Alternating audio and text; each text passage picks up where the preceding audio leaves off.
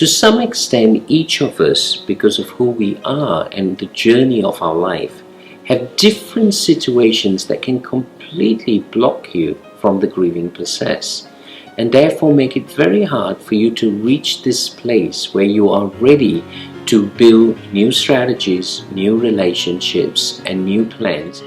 The third thing is we can stubbornly refuse to come to terms with our feelings. You cannot shut down. Emotions are an important part of the strategy we're going to give you. You're going to you're going to use the love and affection, the compassion you have, the understanding you have. They are going to be your greatest strengths to help you in this season. So don't use an approach in which you're saying we're just going to use strategy and we're not going to use relationship. It's not going to work for you. Your family will suffer, mom and dad, if you use that approach. You have to now find new sources of love and understanding, of patience and grace as you work with each other and with your child struggling with autism. Now the next one I'm going to use may be a little bit hard to understand. I call it a grieving spirit. You may find the shock takes you to such a place that in the very depths of your being, you are so grieved and you don't know how to work through this. Particularly if you come from a background where there has been neglect, loss, grief, and hurt. And if you haven't worked through your own issues, parents, of your family of origin, of the grief and hurt that you had in the foundational years of your life, you're going to find it very hard now to come to terms with what is happening in your family.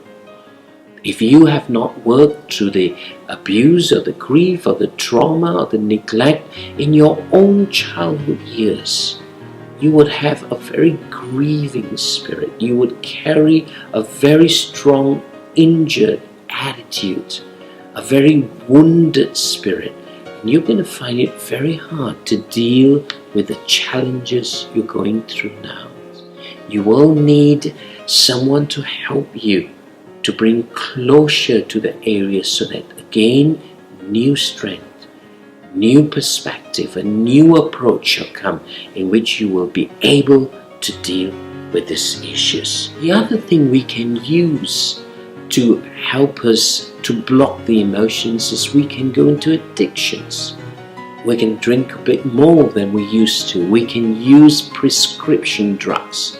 We can try to find new and exciting emotional and sexual relationships to numb the pain we're going through. But any of these addictive patterns is going to absolutely destroy your family. This is not the time, certainly not the time, to try to use substance. If you find yourself slowly becoming so dependent on prescription drugs, so dependent on alcohol, find yourself drinking more than you normally did, you need to seek professional help. Next reason why we have blockages, and that is our refusal to seek help for the shock and grief.